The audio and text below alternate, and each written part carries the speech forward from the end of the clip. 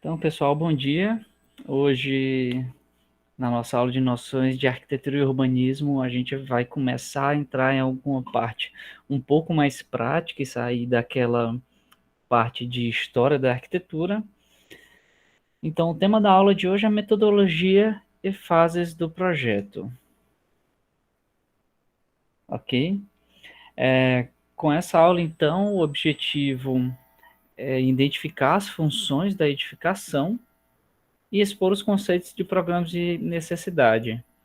Vários conceitos, assim como as funções dos programas de necessidades e para que ele é utilizado.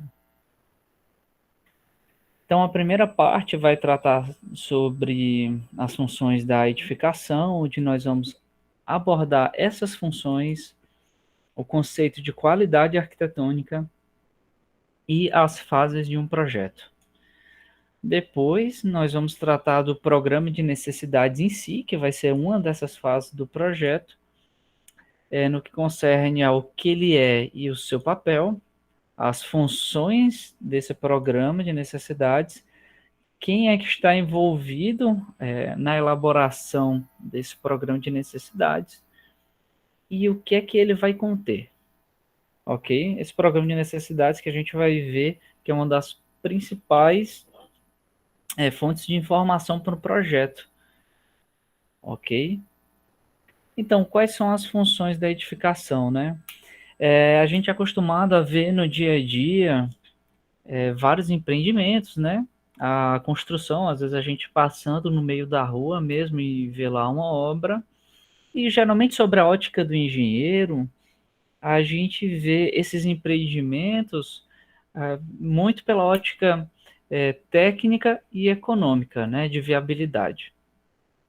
Só que para um arquiteto, essas obras, as edificações, elas vão ter um conceito, uma concepção muito mais ampla, tá? Conforme a gente viu até nas aulas anteriores, quando fala do modernismo, dessas correntes da arquitetura, em que começa a ter uma preocupação do significado e dessas funções da arquitetura, tá? Isso está bastante relacionado, né, ao que a gente viu sobre a Declaração de Serrais, em que traz que os arquitetos têm que ver essa necessidade de uma nova concepção da arquitetura que satisfaça as exigências materiais, sentimentais e espirituais. Ou seja, não é apenas aquele o que é técnico e o que é viável, mas está relacionado a muitas outras esferas sentimentais, com o que é passado com aquela edificação, como é que você se sente dentro daquela edificação, tá certo?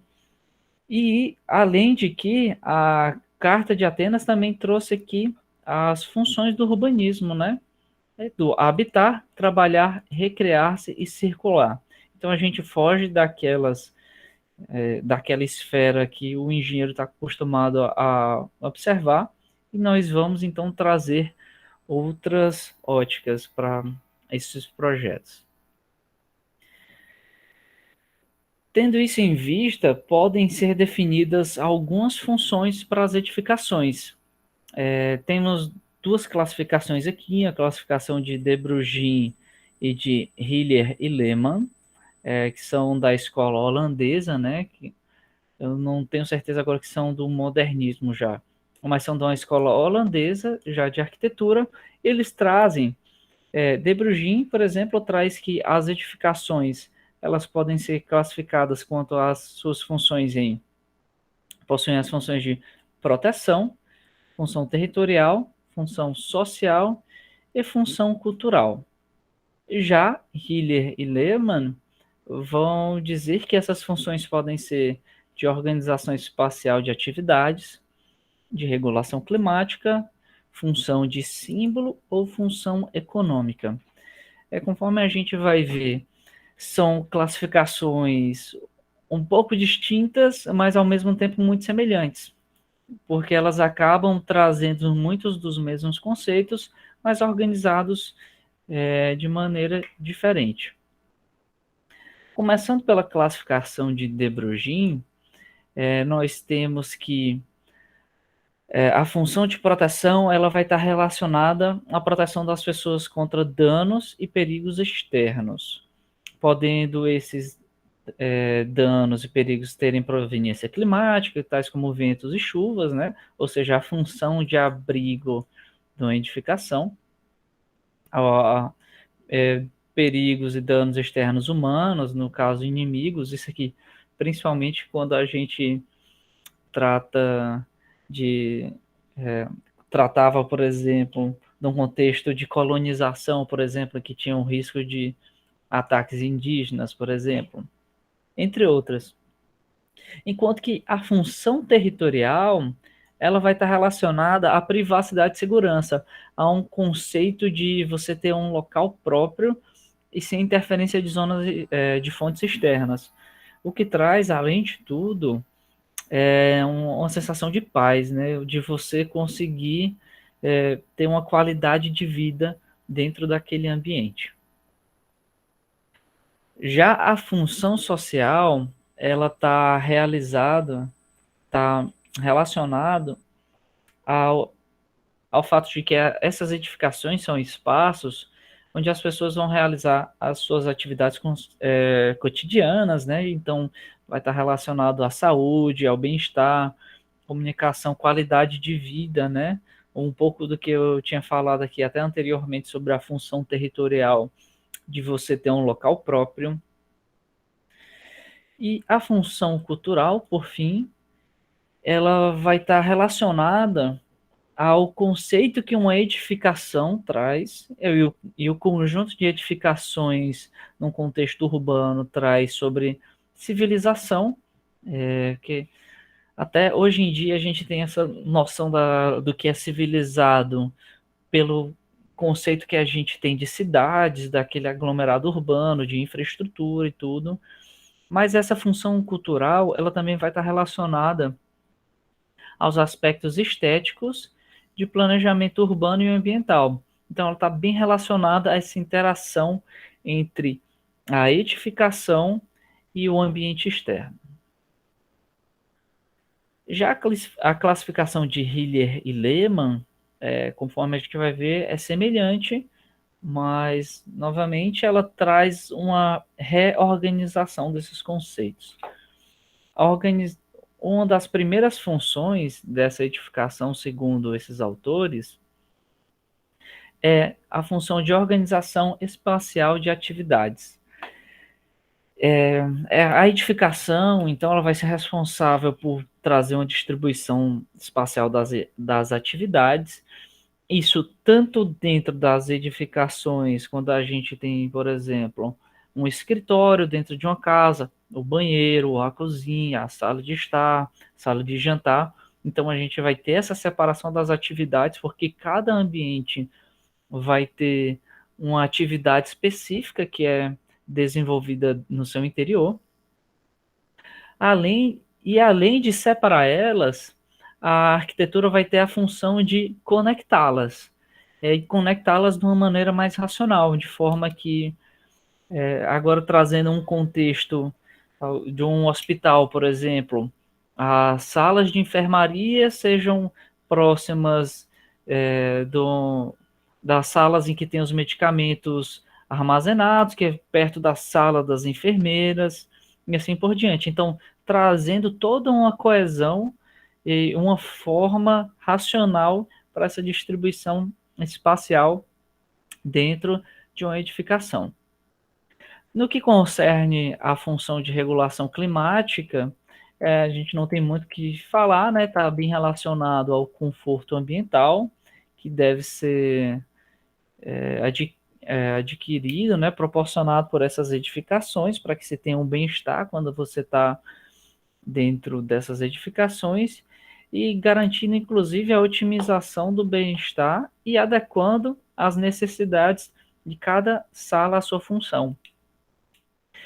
Por exemplo, voltando ao hospital, uma sala de medicamentos pode necessitar de uma climatização diferenciada a uma sala de espera, por exemplo.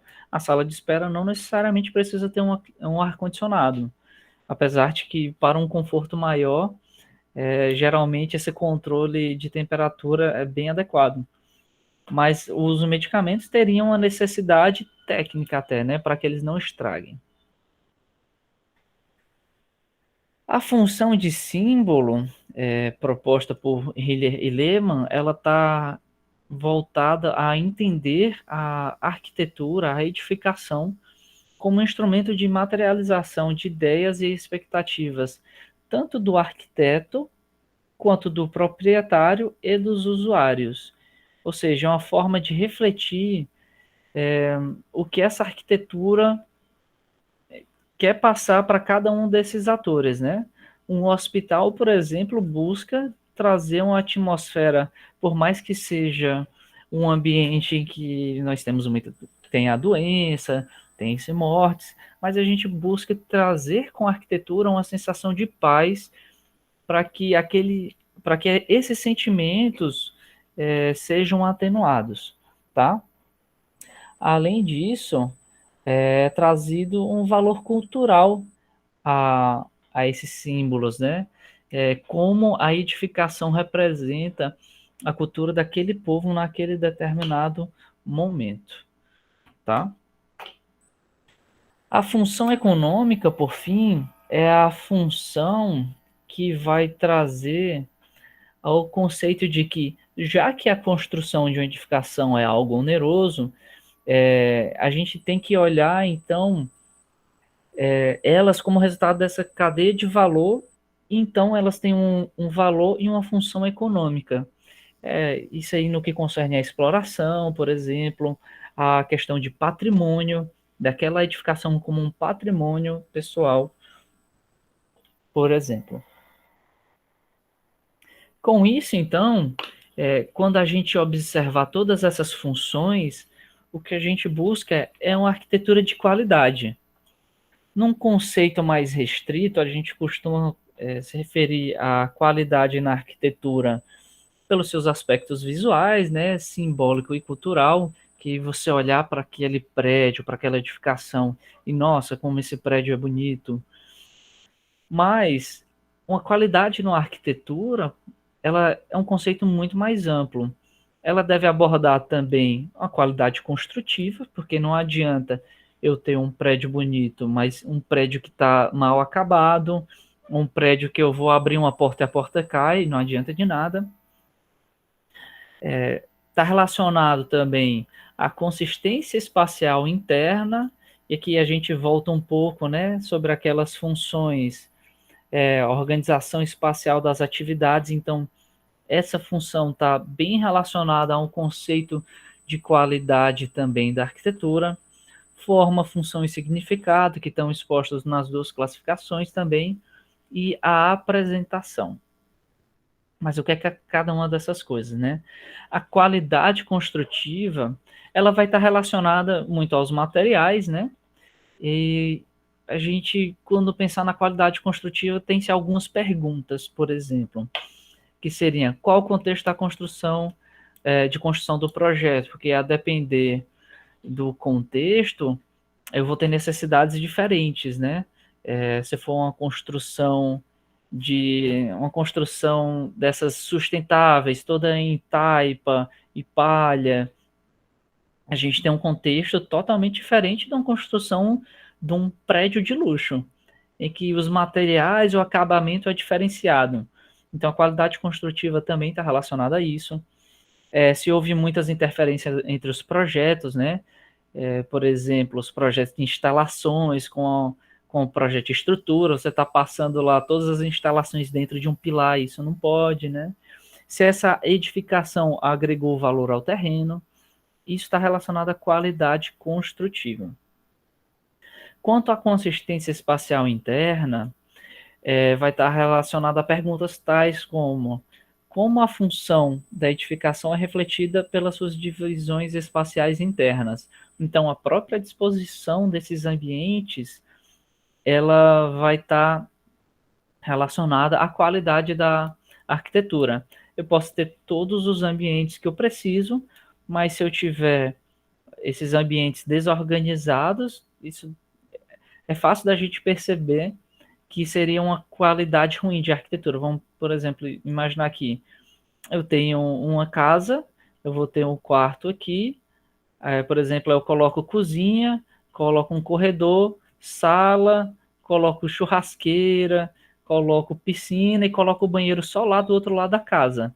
A gente pode ver que isso não é prático, né? Essa divisão de ambientes não reflete uma consistência espacial que faça sentido, tá? Outra pergunta seria se esses espaços foram bem divididos e conectados segundo suas funções e importâncias, que é também um pouco disso aqui que eu falei. Quanto à forma, função e significado, podemos trazer as seguintes questões. A forma diz algo sobre a sua função, ou seja, quando você olha para aquela edificação, você consegue entender um pouco sobre a sua função, porque às vezes isso é bem importante. Se você olhar para porque assim que você olha para uma igreja, você sabe que aquilo é uma igreja. Ou seja, a sua forma diz bastante sobre a sua função. A função foi atendida, porque as edificações são construídas de forma a atender a algumas atividades. Então, as funções para cada uma dessas atividades foi atendida, que significado ela expressa? Tá bom? Seria outra pergunta. No que concerne à apresentação, a gente tem perguntas tais como a arquitetura se apresenta, que sensação possui o usuário, como a edificação se relaciona com o exterior. Então, também acaba refletindo um pouco sobre forma, função e significado, né? Então, quando a gente olha para aquela edificação, a gente vê o que ela passa. Por exemplo, um edifício público, ele tem que passar uma sensação muito mais de serenidade e de funcionalidade do que de luxo, por exemplo. Tá certo? Então, essa apresentação também está relacionada ao conceito de qualidade da arquitetura, que é aquele aspecto visual que a gente falou a princípio, que acaba do sentido estrito do que seria a qualidade da arquitetura também. Então, tendo em vista que a qualidade e as funções de uma edificação são tão importantes, durante as fases do projeto a gente tem que observar isso em algum momento. E que seria a fase do programa de necessidades, principalmente. Mas, trazendo agora quais seriam as fases de elaboração de um projeto, nós podemos trazer, então, 5 fases. Uma fase exploratória, o programa de necessidades, que eu vou chamar muitas vezes de PDN, o projeto em si, que vai estar relacionado aqui a anteprojeto, projeto básico, projeto executivo, projeto de instalações, tá certo? Então, o projeto como um todo, em todas as suas etapas em si. E a gente também vai ver um pouquinho mais à frente no nosso curso. Especificação e contratação da obra. E uma última fase de uso e gerenciamento. Tá certo?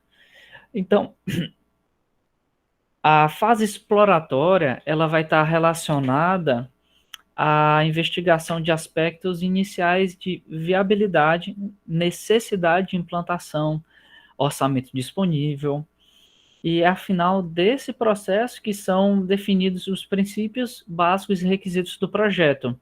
Essa fase exploratória vai ser algo como, eu tenho uma empresa que vende cachorro-quente, por exemplo. Eu vejo que eu tenho um mercado que eu quero atender, então eu vou começar a explorar. Eu tenho um terreno na localização tal da cidade. Qual o orçamento que eu tenho? Será que é viável eu expandir e abrir uma nova sede? Será que é viável também eu expandir? Eu vou ter uma viabilidade econômica e de fluxo de caixa? Então, essa seria uma fase exploratória. A partir disso, depois que eu decidi, pronto, eu realmente vou construir vou expandir aqui a minha loja de cachorros quentes. Eu vou precisar de um programa de necessidades. Esse programa de necessidades é realmente de fundamental importância, porque é nesse ponto que a gente vai entender o que é que vai ser necessário para essa implantação. Isso aí, entender o que é necessário num conceito mais amplo, de quais são os desejos do cliente que está construindo, quais são as necessidades técnicas também, quais são aspectos legais e técnicos que devem ser observados, qual a função da edificação. E isso muitas vezes não está claro. Por isso que a gente vai ver um pouco mais para frente isso de forma aprofundada, esse programa de necessidade, como que a gente pode extrair essas informações. Na fase de projeto, a gente vai pegar então essas informações do programa de necessidades e vai dar forma ao projeto em si. É aí que a gente vai pegar essas informações e vai dizer, essa edificação vai ser dessa maneira, vai ter tais cômodos, cada cômodo vai ter tanto de área, essa vai ser a forma. Então, o projeto ele vai buscar atender a função aos desejos dos clientes de forma a trazer qualidade à arquitetura proposta. Ou seja, vai buscar atender ao programa de necessidades.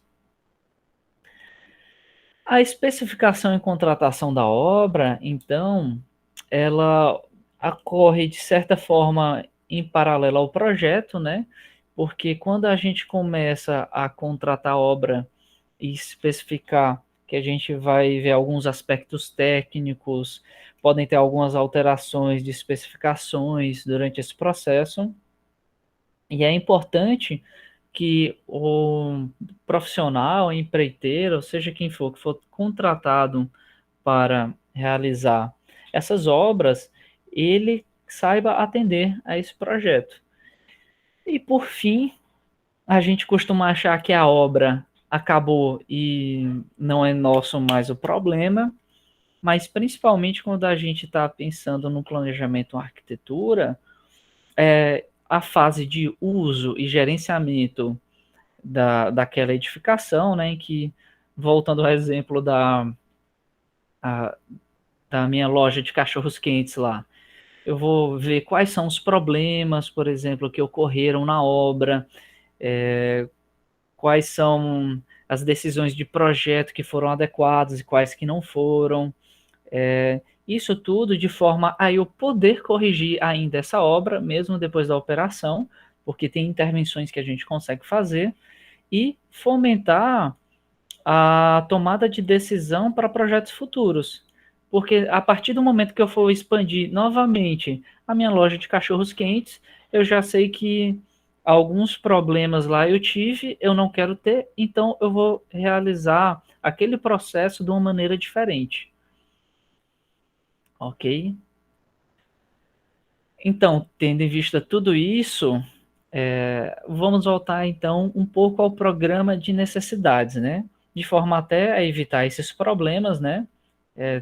Tomar para que a gente tenha uma tomada de decisão mais racional, para que as especificações estejam mais condizentes com a sua função, para que o projeto esteja adequado a todas as necessidades.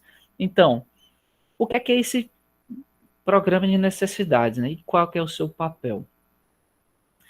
Uma vez que a gente tem a edificação possuindo o objetivo de atender a alguma função ou a diversas atividades, desejos e necessidades de clientes e usuários, a gente então tem que anotar tudo isso. A gente tem que pegar todas essas informações e compilar isso de alguma maneira para que essas informações não se percam.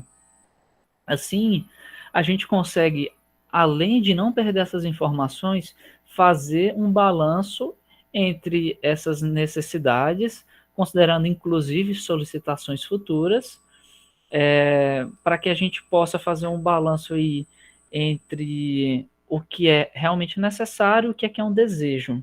Isso tudo de forma a evitar alguma frustração futura, problemas de projeto, retrabalhos, tudo isso que acaba sendo oneroso, né? Aí voltando para o nosso pensamento de engenheiro, já que acho que todos aqui são engenheiros já, o nosso pensamento acaba sendo muito técnico e muito financeiro. Então, se eu quero algo que atenda às minhas necessidades e que seja econômico, eu tenho que pensar antes de fazer. Então é para isso que serve o nosso programa de necessidades, tá? Aqui é um fluxograma mostrando um pouco como esse ciclo de projeto, ele é um ciclo que se retroalimenta, né? Em que a gente teria, por exemplo, aquela fase de exploração, depois um programa de necessidades, a partir do projeto em si, de especificação e contratação do empreiteiro, né?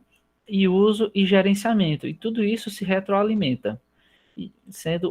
Então, nenhum desses elos pode ser rompido para que a gente tenha um processo de projeto que seja realmente mais que tenha uma melhor qualidade, né? Então, em suma, esse programa de necessidades vai traduzir diversos aspectos, né? Os objetivos dos clientes em função em termos de utilidade, qualidade, tempo, custo e performance. E vai ajudar também a gente a distinguir o que é necessidade e o que é desejo. Que a gente vai ver também que muitos desses clientes não sabem exatamente o que é que eles querem, eles vão querer uma coisa que nem sempre é funcional e às vezes pode até estar conflitando com as necessidades que ele mesmo tem. Então é importante, por isso que é tão importante esse programa de necessidades, tá?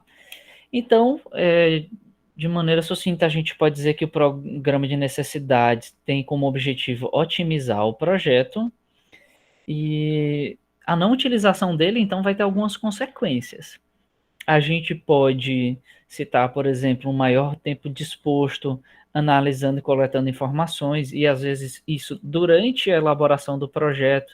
Então a gente vai ter vários retrabalhos que vai e volta. Não, não é isso que eu quero, entendeu? Outro problema pode ser a ocorrência mais frequente de alterações drásticas no projeto, causando perdas de dinheiro e tempo, além de desgastar as relações entre o arquiteto e os demais atores, né, entre o cliente, entre o executor. Outro problema seria a atenção insuficiente para a elaboração e análise de propostas alternativas, porque se eu passar diretamente para o projeto, eu deixo de analisar, a partir desse programa de necessidades, quais seriam as nossas possibilidades. Ok? Além de que a não utilização do programa de necessidades vai muitas vezes tornar o projeto mais oneroso, com menor atendimento às necessidades. Porque se eu não categorizei exatamente quais são essas necessidades e eu não estou colocando lá, às vezes até hierarquizando isso, para eu saber como é que eu vou atender, então, com certeza eu vou atender a todas essas necessidades de uma maneira muito mais difusa, né? Não vou ser assertivo no atendimento dessas necessidades. Então, a gente pode dizer que a gente vai utilizar esse programa de necessidades com diversas funções. Essas funções vão estar relacionadas à reflexão, ao exame, à informação e comunicação, ao orçamento e à contratação. Tá? Cada uma dessas funções vai estar relacionado a essa qualidade do programa de necessidades e como que ele visa atingir esse objetivo de otimizar o projeto. A reflexão, ela, de maneira bem simples, ela diz que o programa de necessidades deve refletir as necessidades de uso da edificação. Simples assim. Então, com isso, até vai ocasionar um pouco do que seria a próxima função, que é informação e comunicação, ou seja, esse programa de necessidades, ele tem que ser um objeto que vai trazer essas informações, essas necessidades compiladas e expostas da maneira mais clara possível, inclusive utilizando de figuras, tabelas, e não só em texto, não só em dizer que um hospital precisa de uma área tal, precisa de tantos, vão trabalhar tantos funcionários. Então, esse auxílio de figuras e tabelas, para deixar mais claro, é bem importante também. Temos também o exame, que também acaba sendo uma consequência da informação e da reflexão.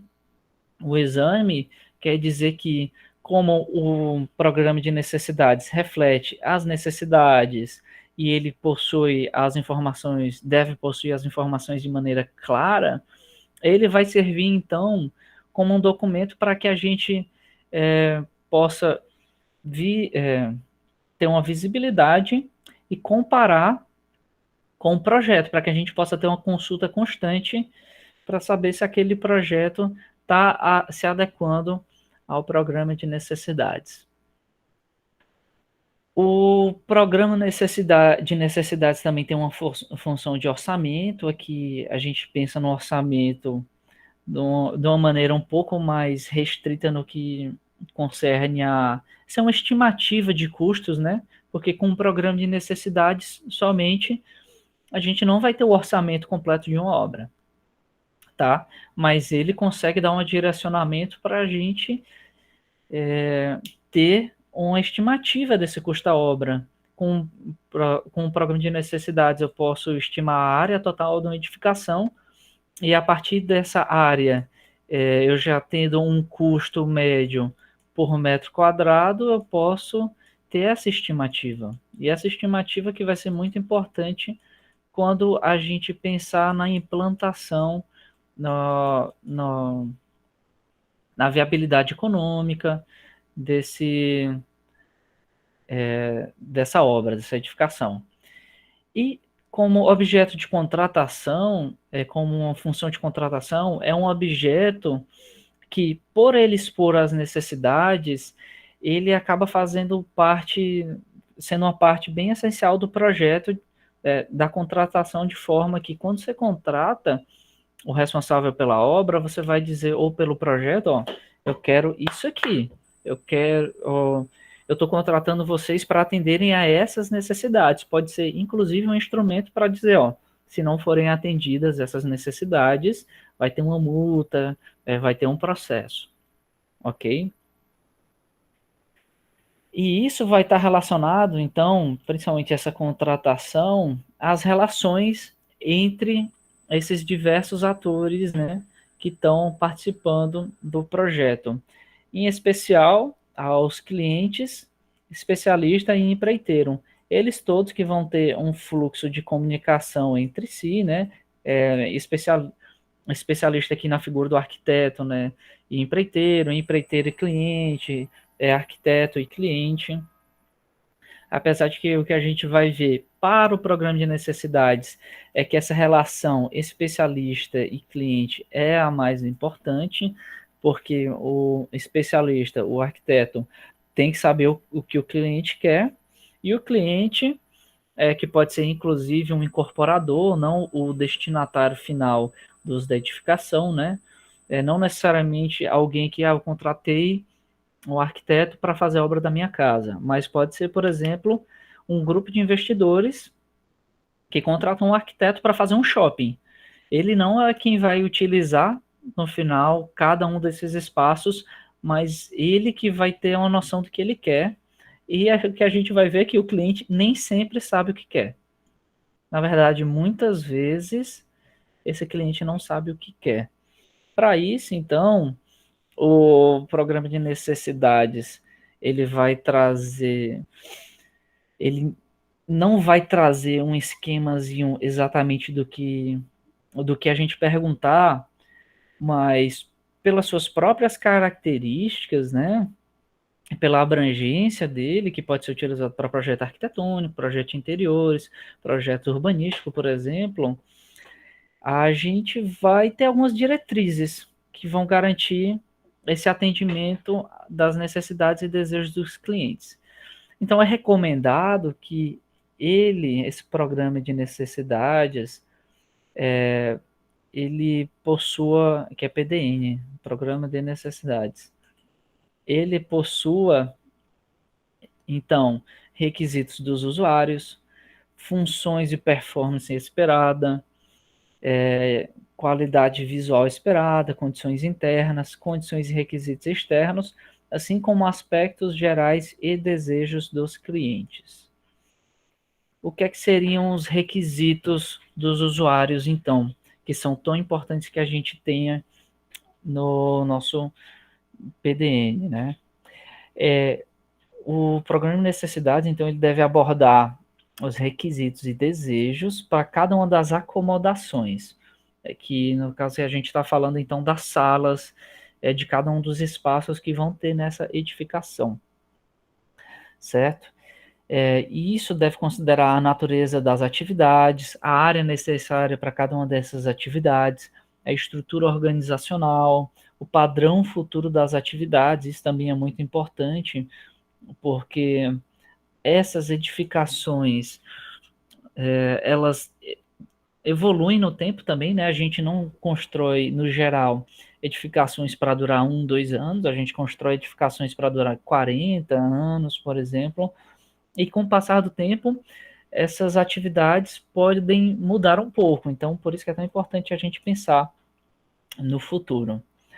Perguntas comuns que a gente pode fazer para um cliente, na hora de fazer esse levantamento do PDN, seria: quais são as atividades que serão desenvolvidas na edificação?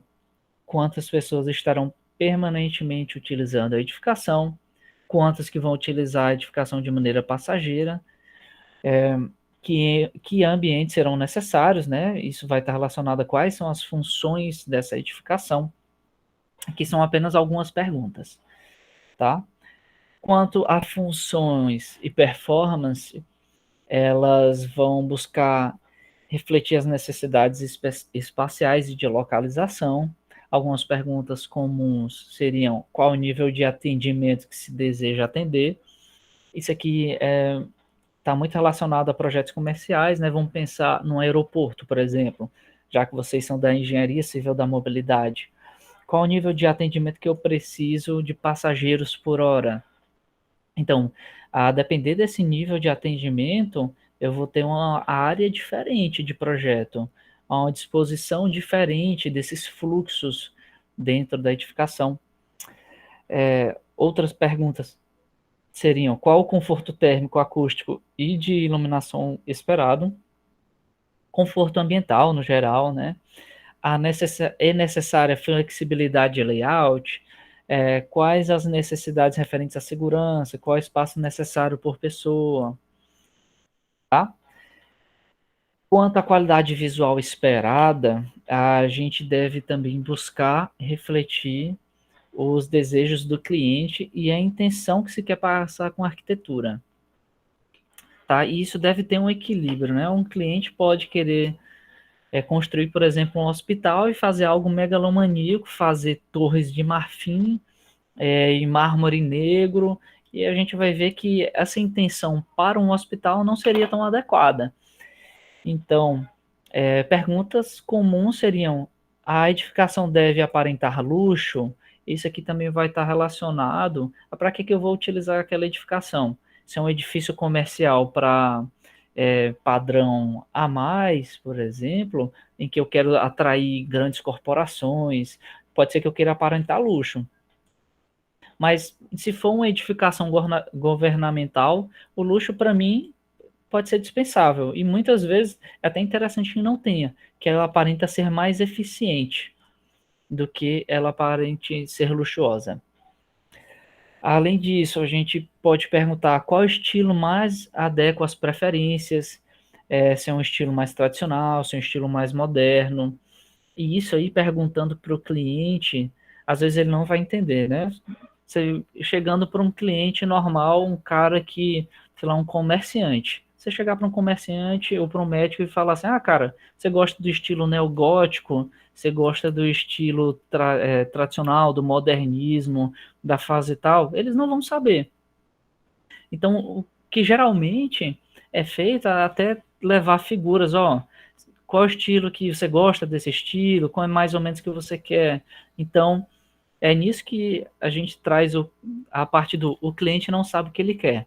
A gente tem que tentar desvendar isso e utilizar de algumas ferramentas. Em termos de qualidade visual também, a gente pode perguntar se essa arquitetura busca passar alguma mensagem, tá certo? Em relação às condições internas, as condições internas aqui vão estar relacionadas às condições financeiras e econômicas do empreendimento. Então, a gente vai buscar saber qual o prazo da obra, que esse prazo vai impactar também no custo, né? Qual o retorno financeiro que se espera, quais as condições de investimento e desembolso, porque tudo isso vai impactar também na arquitetura no que concerne às metodologias que a gente vai utilizar para pensar, inclusive, em como fazer essa edificação. Se eu quero fazer um shopping, eu quero fazer da maneira mais rápida possível, para ter mais rápido possível um retorno financeiro, às vezes é bem interessante que ao invés de eu fazer um concreto moldado em loco, que eu faça estrutura pré-moldadas ou estruturas de aço que eu vou construir mais rápido e já vou liberar aquilo ali para que eu tenha um retorno mais rápido. Ou se eu tiver um desembolso que for um cliente que não tem tanto dinheiro para desembolsar de uma vez, pode ser que ele queira uma construção mais lenta mesmo. E para ele seja mais adequado uma construção no concreto convencional. As condições e requisitos externos, eles vão estar, então, relacionados agora a solicitações, a exigências externas, né? No que concerne, por exemplo, a exigências governamentais, tais como o zoneamento, proposto pelo plano diretor, legislação sobre acessibilidade, legislação sobre proteção e combate a incêndio, entre outros. E, além disso, essas exigências externas, elas podem ser tanto gerais, como condições de combate a incêndio eu tenho que ter em todas as edificações comerciais, por exemplo, e elas vão ser, de certa forma, padrão, vão ser padronizadas. Assim como eu tenho algumas exigências que são específicas para alguns tipos de empreendimentos. Hospitais, por exemplo, vamos ver, restaurantes, eles vão ter que atender exigências da vigilância sanitária, algumas exigências específicas, por exemplo.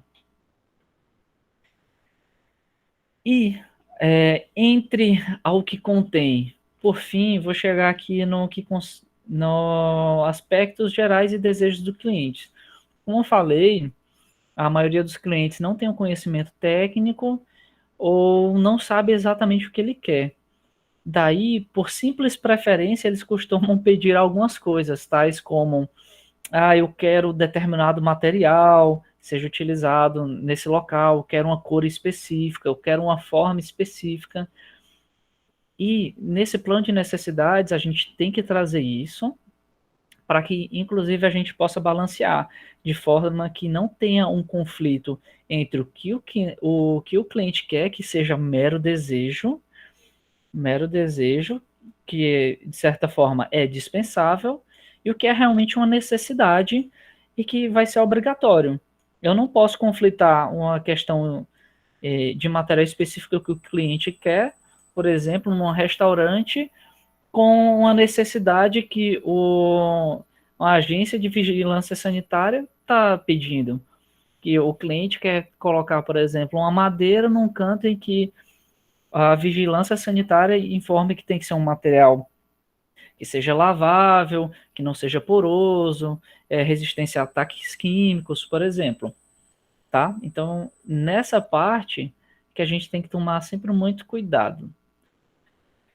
E alguns exemplos para finalizar aqui a nossa aula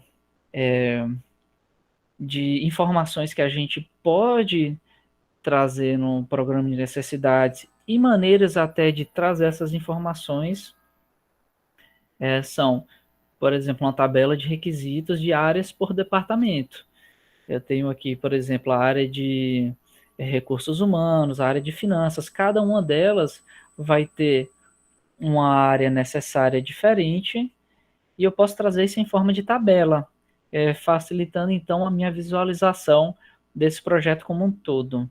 E, por sinal, talvez a tabela com um quadro de área seja uma das coisas mais importantes para a gente ter num programa de necessidades, que ele vai ajudar a visualizar muita coisa.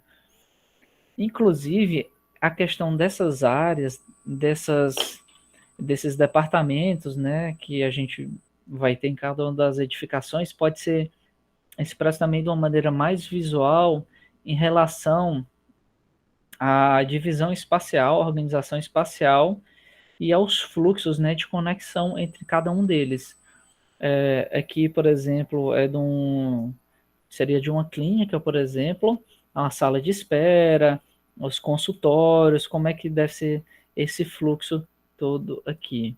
Então, essa seria uma alternativa bem interessante da gente apresentar. Visualmente, a gente pode apresentar isso também a partir dessas mesmas salas, né? Aqui, no caso, seria um jardim de infância, né? Um Children's Daycare, em que a gente tem as diversas salas que são necessárias, pode, inclusive, sem levar em consideração aqui as áreas, mas já ver quais são os fluxos, né? Onde é que é interessante eu ter essas conexões. Qual cômodo deve estar conectado a qual cômodo. E tem até essa tabela aqui que é bem interessante, por exemplo, os banheiros, eles têm que estar conectados. Aqui o mais é que eles têm que estar conectados e o menos é que ele não deve estar conectado. Então vamos lá. Os banheiros estão relacionados aqui essa linha e essa linha, né? Ó. Essa linha até o final. Então, o que é que ele diz aqui? Que o banheiro tem que estar conectado com o dormitório das crianças, dormitório dos bebês, né? Que eles estão aqui. Esse grupo 1 aqui ele não especifica o que é que seria, mas outra sala que tem que estar, assim como ele tem que estar conectado aqui, por exemplo, com esse último aqui, que é as áreas externas de recreação. Então, essa é uma alternativa bem interessante para a gente mostrar como cada quais ambientes devem estar conectados com quais ambientes. Isso de forma a trazer, voltando para aquelas funções lá da edificação, uma organização espacial que faça mais sentido, né? Que atenda da melhor maneira possível às necessidades e aos fluxos que acontecem aqui. E por hoje é isso, pessoal. Dúvidas? Tranquilo, professor. Tranquilo, né? Tá. Esse assunto aqui já vai estar em outro livro. Eu achei esse livro aqui bem interessante, que vai trazer todas essas informações sobre programas de necessidades para a gente e traz de uma maneira até um pouco mais objetiva. E nós, como somos engenheiros, acabamos preferindo isso, né? Que é esse livro Arquitetura sob o Olhar do Usuário, Programa de Necessidade, Projeto e Avaliação de Edificações. No caso, eu não achei esse livro em português, mas ele tem em português, eu achei ele só o livro em inglês. E esse assunto vai estar presente nos capítulos 1 e 3. Beleza? Eu vou passar isso aqui para vocês. Mas eu tentei trazer aqui da maneira mais explicada possível, principalmente para quem tiver um pouco mais de dificuldade com o inglês. Beleza? Então, pessoal, por hoje